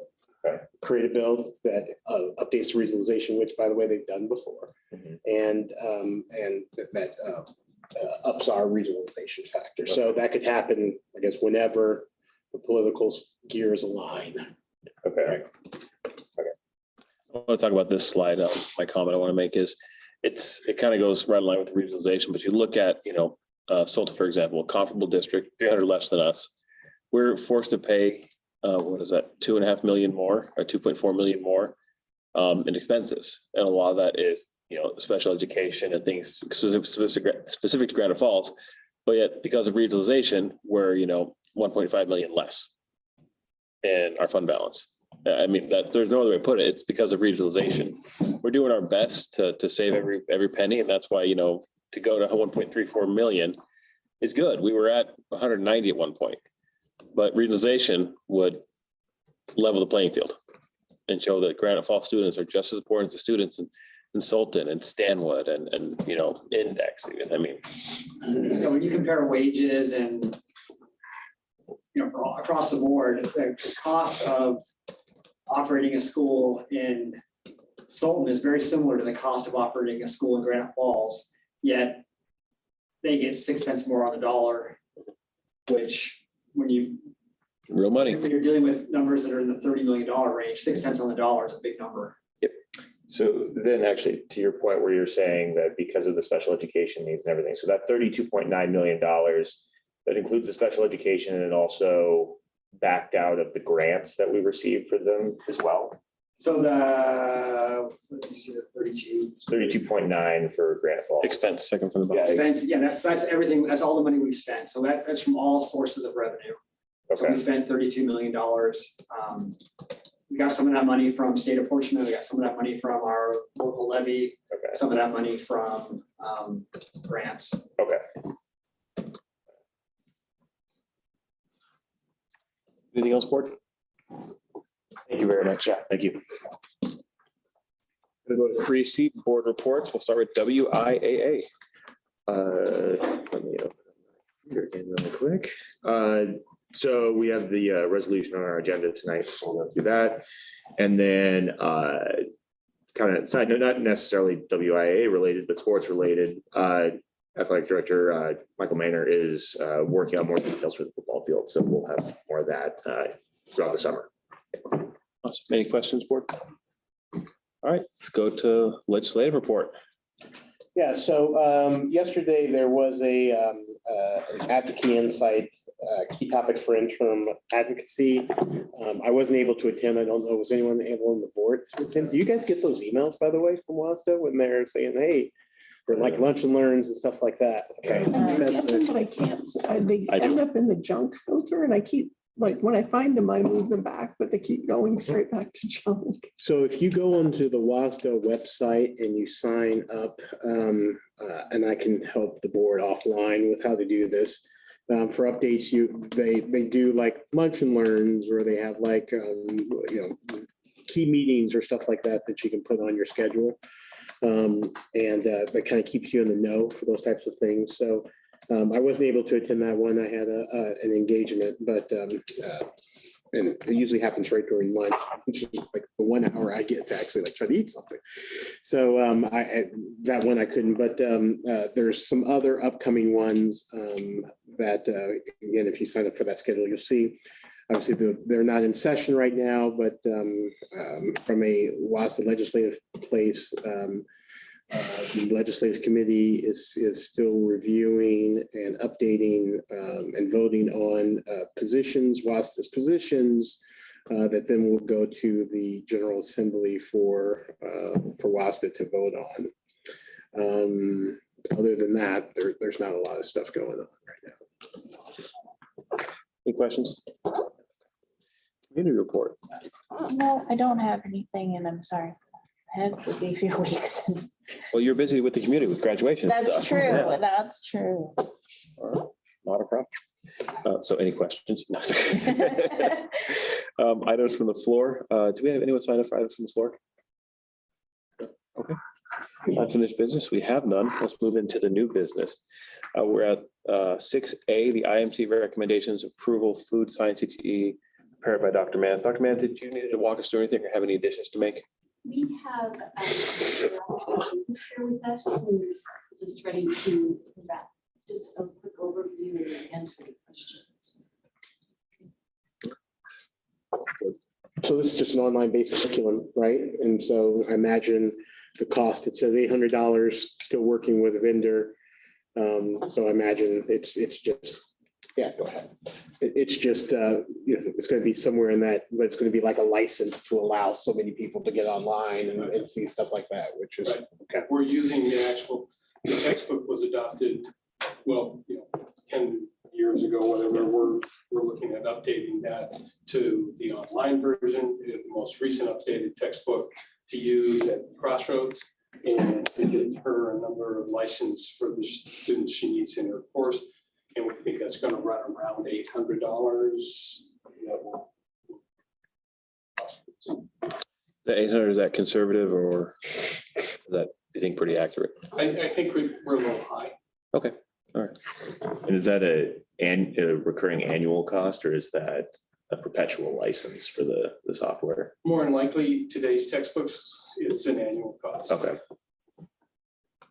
And this is just going to be used at Crossroads? You were used to my office and you got it forever. Okay. Yeah. Okay. Any other questions, board? I'll entertain a motion. I make a motion that we accept the and approve the food science CTE curriculum. Motion was made. Can I get a second? Second.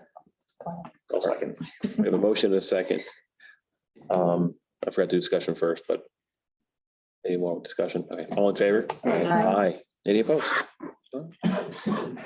6B, resolution 2122-11 general fund budget extension.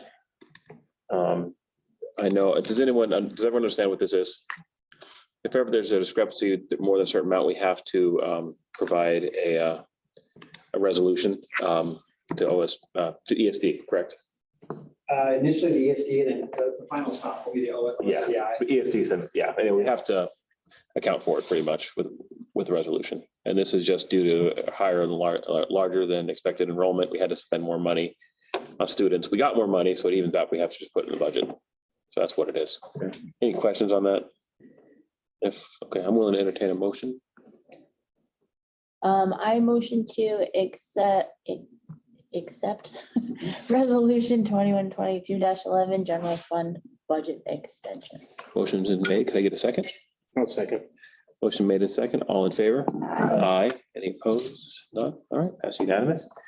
6C, resolution 2122-12 capital projects fund budget extension. Ditto from B. Yeah. Any discussion we need on that board? All right, I'm willing to entertain a motion.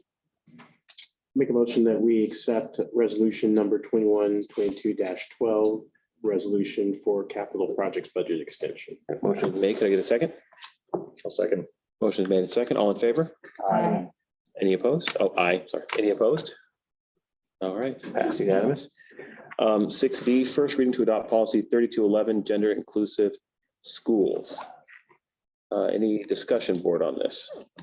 I have discussion on this one. It's an incredibly sensitive subject, and this policy is incredibly lacking in details.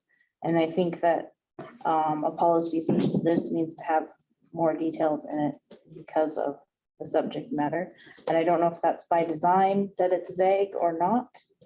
I can actually speak to that. 'Cause I've done a lot of research on this because I have a lot of discussion as well. Do you mind if I jump Yeah, in? go ahead. So the policy is written based upon the law. The law explains that the procedure is where all the details get put. Okay, And I actually looked up the procedures in preparation for this meeting from OSPI. Wait a second. It is it's part of the Prohibiting Discrimination in Washington Public Schools. okay, So it's part of that. The details go in the procedure, okay, and the procedure is very long. As a board, we're only in charge of the policy. Yeah. We aren't in charge of the procedure. I do have discussion on this. I agree. It's very, I'm sorry, does that answer your question? Do you have anything else? No. Okay, yeah. My discussion has to do with the fact that I understand it's a very sensitive subject. And I understand the sensitive nature of it. I personally have no problem with a lot of this policy and the procedure that comes with it. I do have one major issue that causes me great concern. And it's stated in OSPI is that I don't feel comfortable with the fact that it excludes parents by law from being part of their children's choices. It specifically says that the school is not allowed to share information with parents regarding a child's transgender choices, any life choices of that nature. That is my biggest problem with this policy and the procedure that goes along with it.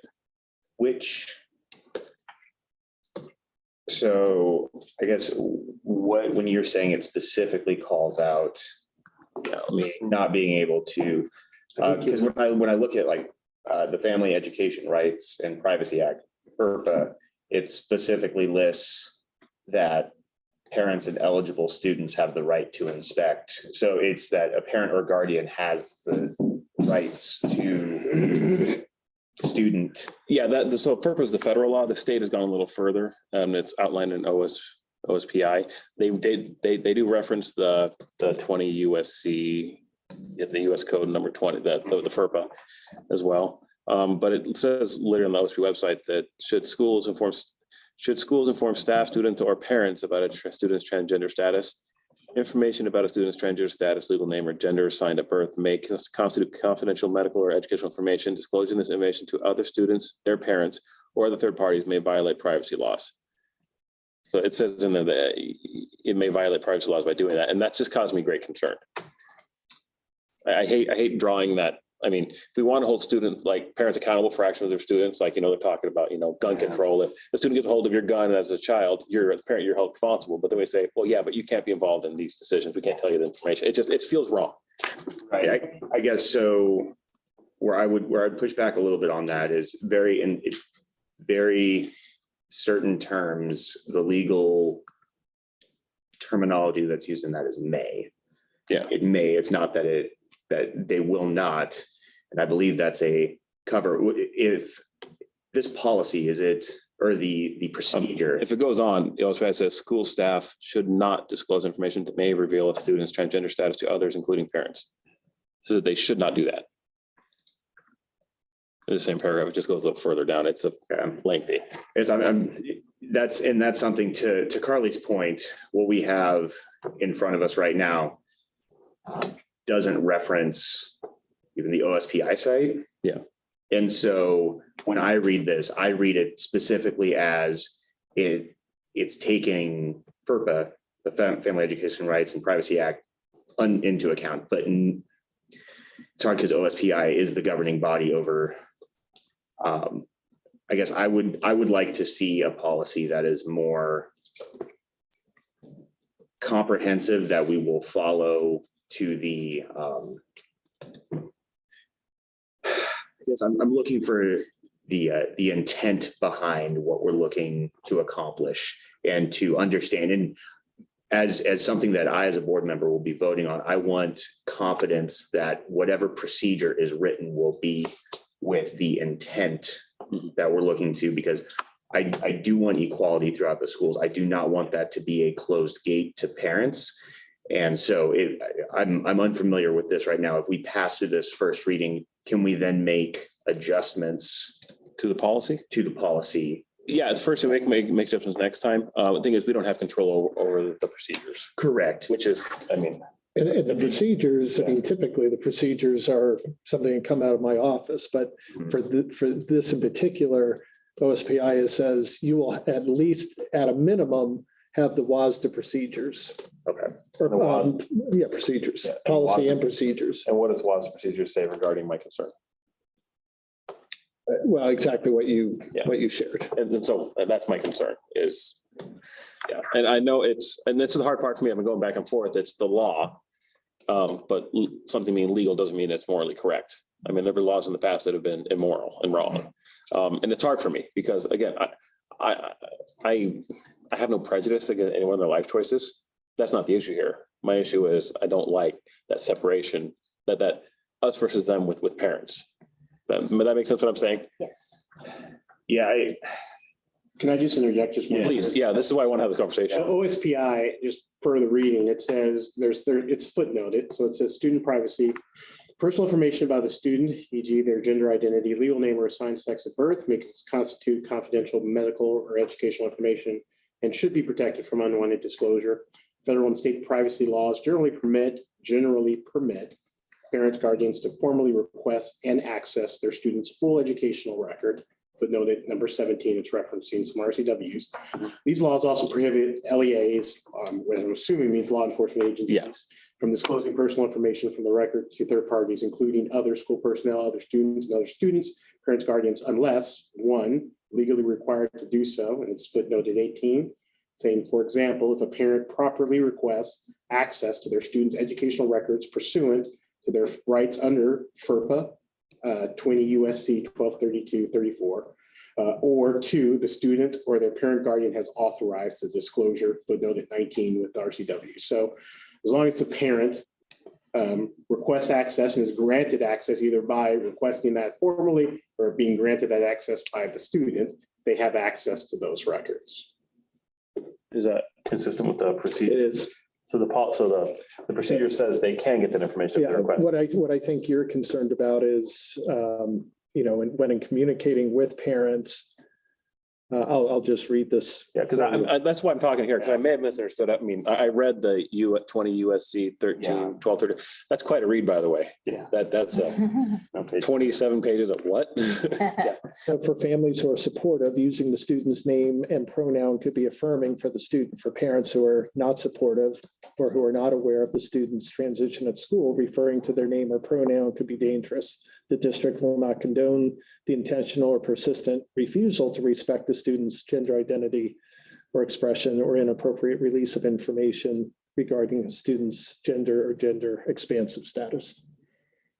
So what was that last one? We don't condone what? Or the district will not condone the intentional or persistent refusal to respect a student's gender identity or gender expression or inappropriate release of information regarding a student's transgender or gender expansive status. What does that mean? I think if a student, is asking for a pronoun here, but hasn't shared that at home, that's not our responsibility to share that with the parent. Is that what it's saying? Because I read they're not supposed to disclose information that may reveal a student's transgender status to others, OSPI, but the procedure doesn't match that. So the WASDA procedure doesn't match what OSPI is saying? I'm reading, this one section on communication on pronouns, on confidential health or educational information about a student's gender identity, legal name, or assigned sex at birth may constitute confidential medical or educational information.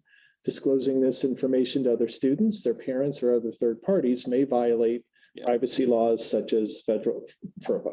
Yeah. And then it says. unless they've been granted access to it.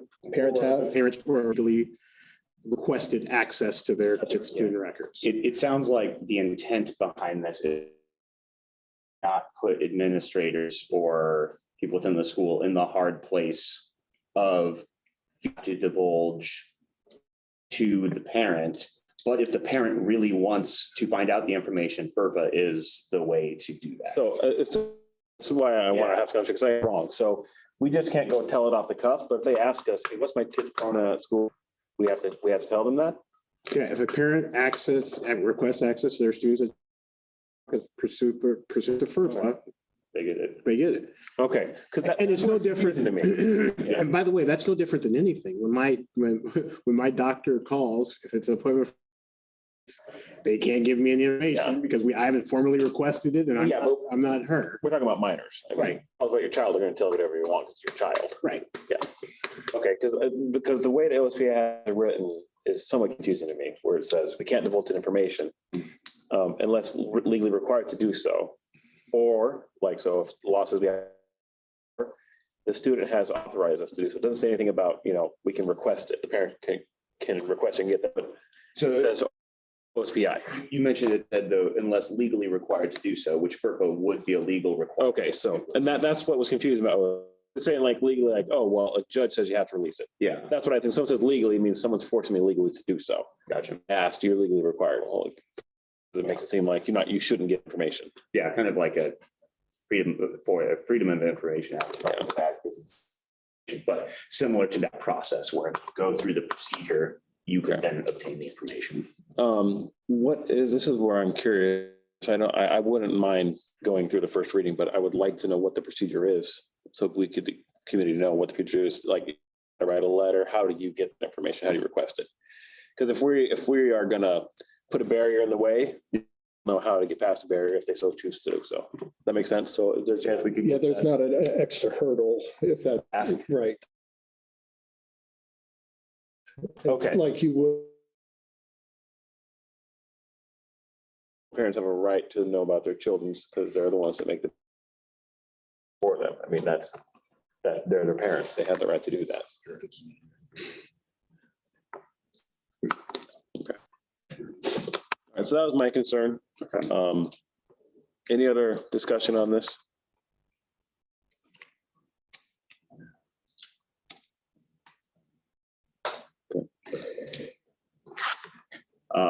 Well, actually, and I guess this is just all part of the procedure that will be written out. So specific training requirements, I guess I'll dive into OSPI even deeper and figure out what the specific, this is the first reading, right? This is. Yeah. Can we get the procedure with the second reading? I'll send it to people before that. Okay. Yeah, that's what I meant. Like, yeah, for a second reading. All right. Any other? Not, I wanted to entertain a motion.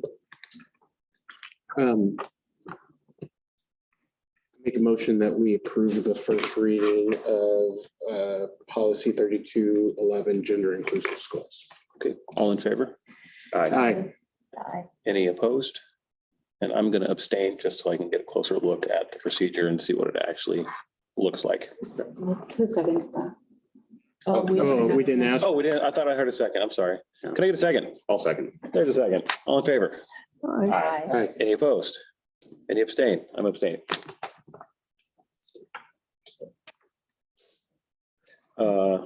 D, I love D. First reading to update policy 4200, parent access and safe and orderly learning environments. I just thought that was funny that I just talked about not access and then the next policy is access. It's a different kind of access. I just thought that was poetic. All right, so first reading to adopt policy 4200, parent access and safe and orderly learning environments. As I shared in my notes, we have this policy now. WASDA has an update, and really it's just the wording that welcomes parents even more into the building. Yeah, you look at the green updates, I actually kind of liked it. Is one question I do have on it. Do we have a limitation, like in the event that 27 parents want to come and observe the classroom, right? Like, is there a limitation within that? There is, we actually have contract language in our CBA. Okay. So it's not, you can't just show up and say, I'm going to come. I mean, Gotcha. make an appointment and Okay. so, yeah. Okay. But Director Ledoux, I never even thought about it, but he makes a good point. I mean, I guess the CBA isn't policy or procedure. So do we have something in our procedure that has some sort of limitation on it? Because I don't know. I mean, if you have 10, you can't, can we really reference the CBA and say, well, CBA allows us. Is it in the? We should back it up with the procedure, I guess is what I'm saying. It's a valid point. I never even thought about that. And I think in this, I mean, it's something we could put in procedures, but they make reference that, that would be in accordance to however the school sets up such visits. Yeah. I know we'll eventually talk about handbooks here, but maybe that's something that would make it into handbooks as a per school basis, or we could do it as a per district, but I feel like maybe the high school would have different standards than, Right. Way or something. Yeah. So could you kind of check the procedures, maybe send us those as well, maybe with the changing of what Director Ledoux mentioned? Yeah. Okay. Any more conversation about 6E? Not, I'm willing to entertain a motion. I'd like to make a motion to accept the first reading to update policy 4200, current access and safe and orderly learning environment. Motion is made. Can I get a second? Second. All right, motion made a second. All in favor? Aye. And any opposed? All right, passed unanimous. 6G, first reading to adopt policy 5400, personnel leaves. So no, never mind, we remove that. Thought you got me for a second, didn't you? A conversation with 6G.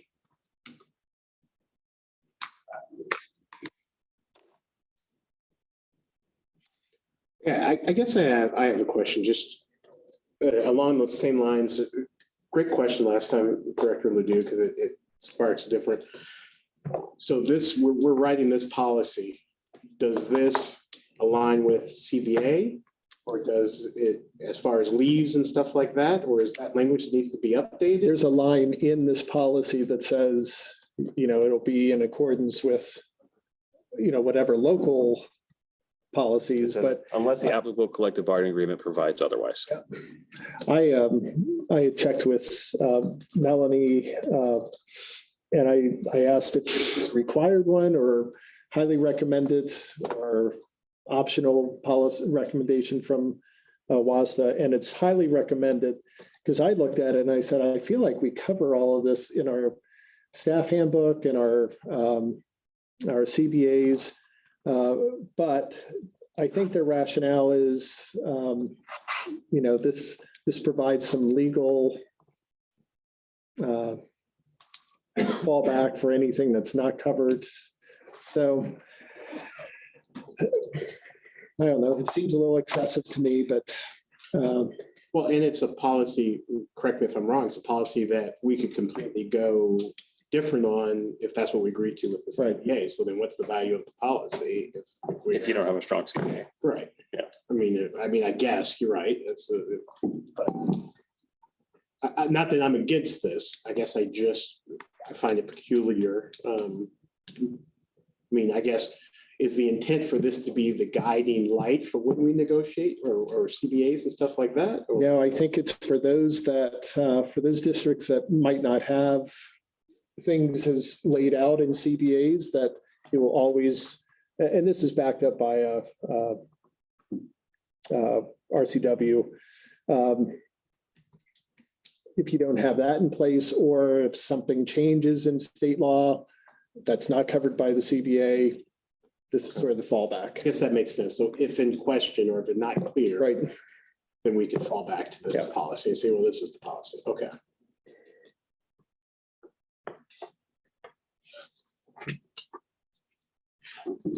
So your recommendation. I just want your recommendation. What, go for it, yeah. I would add it. We'll entertain a motion if there's no more discussion. I'll make a motion to accept the first reading to adopt the policy of 5400 personnel leaves. I'll second. Motion made and seconded. All in favor? Aye. Any opposed? All right, pass unanimous. 6H, first reading to adopt policy 5410, holidays. Why is Saturday not on the Sunday? That's my question. It just says Sunday, but not a Saturday. I thought that was weird. That's a good point. Wait, and whenever any legal holiday falls on Saturday, the preceding Friday will be a legal holiday. Well, but up at the top, it says the district will observe the following school holidays, will not operate on these days, and that just says Sunday. Oh, I get Operate you. on Saturday. Oh, that one. I thought you were talking about the bottom, which says No. Sunday in the last paragraph. No, Because we do stuff on Sunday, on Saturday. There's school events that happen. Sporting events and Okay. concerts and stuff. Yeah. I had to think about something like, oh, that's why. We don't do anything on Sundays. I gotcha. Yeah. But then on that note, like if you're doing an overnight weekend trip, like Eagle Car, stuff like that, they go over Sunday, don't they? Yep. Mm. No pressure. A little. The exception.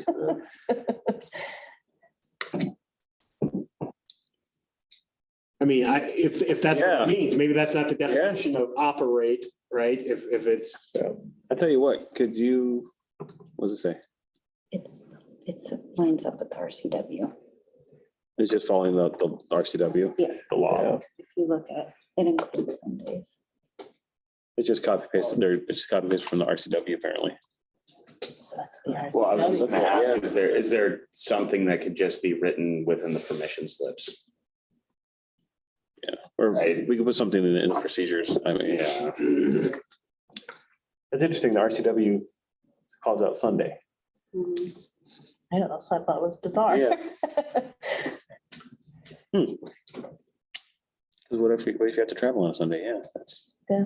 Well, I think it's the exception. I think it's just that they want to make sure that that's in there so that all of a sudden WIA isn't like, shoot, let's schedule state on Sunday afternoon. Yeah, well, I mean, that makes it. I mean, what if you have to travel on President's Day Yeah, to go to an event? I mean, right. yeah. Interesting. I mean, it doesn't concern me greatly. It's just interesting. Yeah. Any more discussion on holidays? Not, I'm willing to entertain a motion.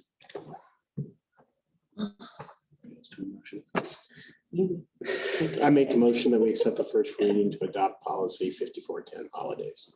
Motion's been made Second. and a second. All in favor? Aye. Aye. Any Aye. opposed? Right. 6I, first reading to adopt policy 5515, workforce secondary traumatic stress.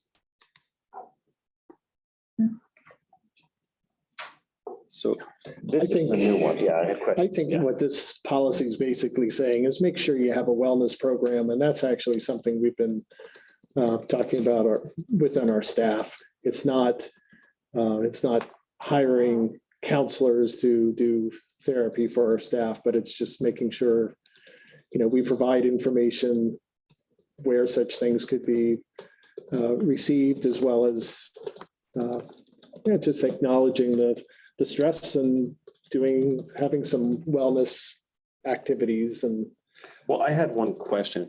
Go ahead. Oh, you can be first. That doesn't usually happen. It says that we need to regularly assess district level and school building level implementations of this procedure. What, do we have a mechanism in place? How, like, we're supposed to assess it? Survey? Or, I mean, how does that actually happen? yeah, I mean, GFEA does a survey every year, And and does that that's, cover it? I mean, that would cover part of it, and we certainly can do a survey as well.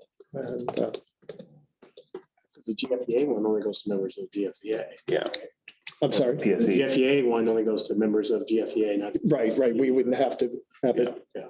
include everyone, but So the first bullet is weird. Tell me I'm reading it wrong. The board hereby establishes a district-wide workforce mental health committee with the following functions: share secondary traumatic stress, stress management, and the function is to share the stress. No, it's just one thing and a list of Resource. items, resources. So it's looking So for, share secondary traumatic stress management and other mental health resources and supports. I think the word stress is twice there. It reads weird. Share secondary traumatic stress, comma, stress management. so I think what it would be is you can take resources and pop it into each Yeah, share secondary traumatic stress resources, stress management resources, and other mental health resources and supports available through the Office of the Superintendent.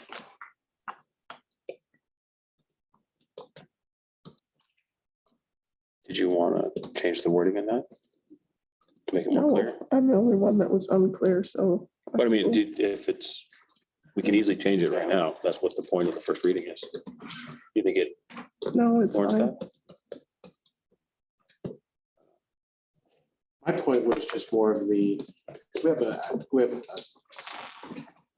significant amount of policies that have some sort of reporting function or requirement for the board. And I think we get most of them, but I don't know. And this obviously says, hey, you're going to report to the board at least once per year with the summary. I guess, are we, so that needs to go on a board calendar and we need to make sure that stays.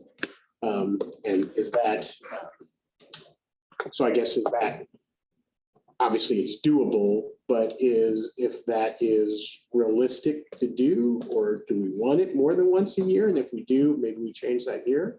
We could say twice a year if we think it's more important and we have some flexibility. We'd always be asked for more, but I guess I just want to throw that up for discussion. Or it could be at least once a year. Yeah.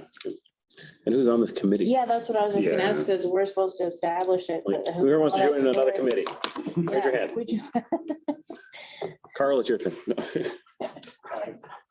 Whatever. it would cause you too much stress. Where there should be a committee stress in there. No. Yeah. I mean, I know I'm teasing out, but I think it's an important policy. I like the idea of getting this in the forefront. Interested to see the procedure on how the committee works and the reporting process. Yeah. We got a lot of procedure notes in there, sorry. How the committee, who is involved in the committee, how the committee's formed.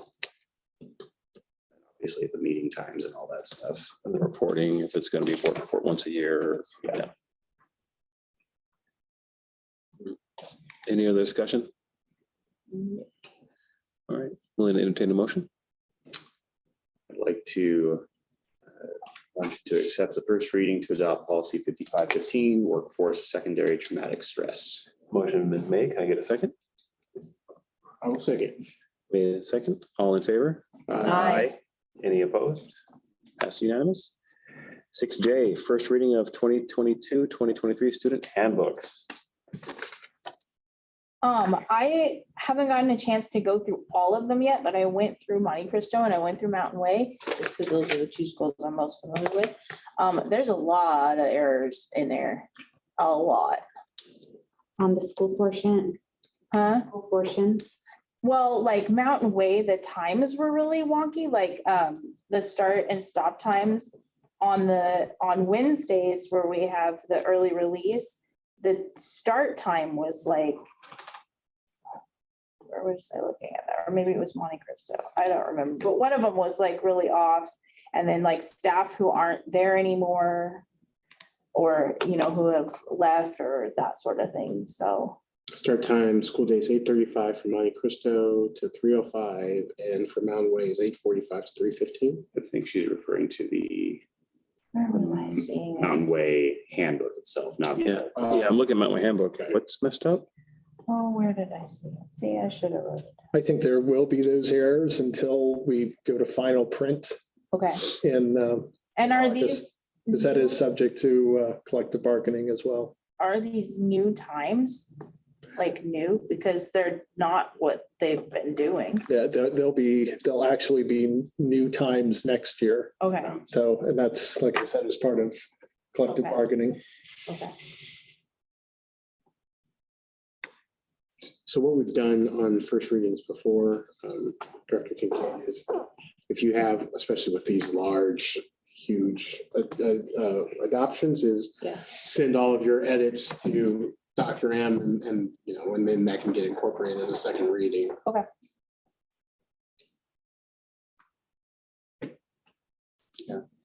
Yeah. So I guess I'll make a motion to accept the first reading of the 22-23 student handbooks with the potential modifications by Director Kincaid Or any board members. or any other Yeah. board members. Yeah, just edits, just not substantial edits, but just wording and Yeah. corrections. Yeah. I'll second. Motion is made and second. All in favor? Aye. Any opposed?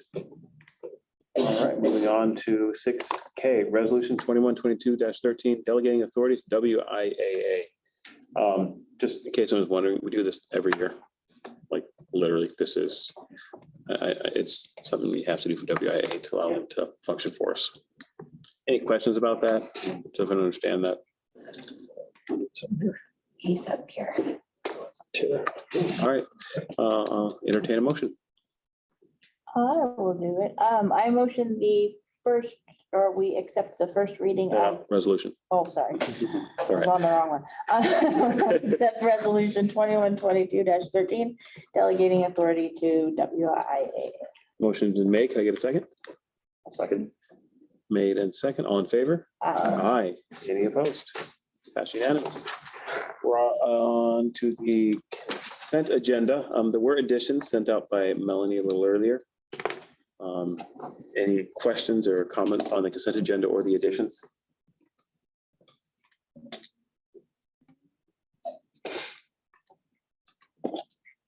Okay, we'll entertain a motion to accept the consent agenda with the additions. I make a motion to accept the consent agenda with the additions. Motion's been made. Can I get a second? Second. Made and second. All in favor? Aye. Aye. Perfect. Thank you. Pass unanimous. Any opposed?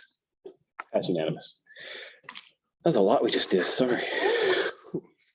We're going to join our regular session meeting. We are going to executive session for the purpose of evaluation of public employee. We will be coming out of the executive session with the potential of taking action. So we will reopen the meeting as soon as we're done. I would say executive session should last, we'll go till 9 o'clock and reopen and see about extending from there. Can we do like, We're gonna take a quick bio break right now, though. But yeah, I was gonna say maybe a recess and then. yeah, so we're gonna adjourn the regular meeting right now. We'll start up again. What you guys want? 10 after, give you 8 minutes, stretch your legs. Yeah. Okay, we'll start at 10 after and go into executive session, then come out at 9 and maybe extend or potentially take action. Okay, so.